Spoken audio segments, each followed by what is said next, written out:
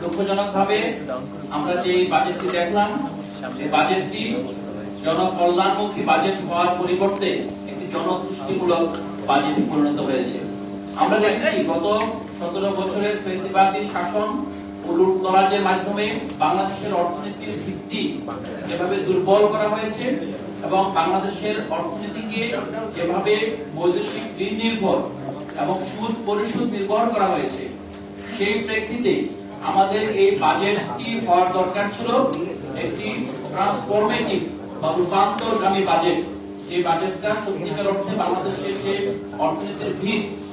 যে ভিতটা ধ্বংস হয়েছে, সেই ধ্বংস স্তূপ থেকে অর্থনীতিকে টেনে তুলবে। কিন্তু আমরা দেখেছি যে বাজেটে আসলে অর্থনীতির ভিত্তির দিকে, অর্থনীতির যে মৌল আপনার স্টেক হোল্ডার্স আছে তাদের দিকে না তাকিয়ে একটি ম্যানিফেস্টো নির্ভর,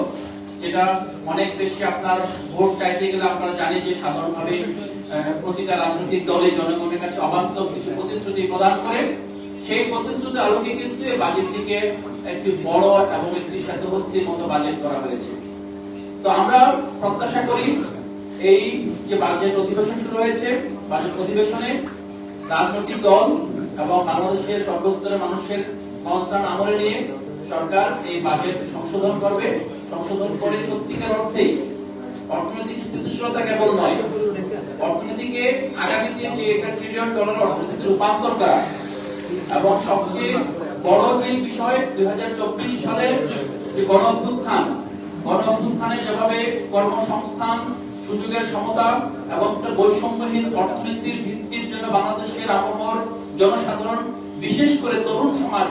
লড়েছে, সেই তরুণ সমাজের দিকে তাকিয়ে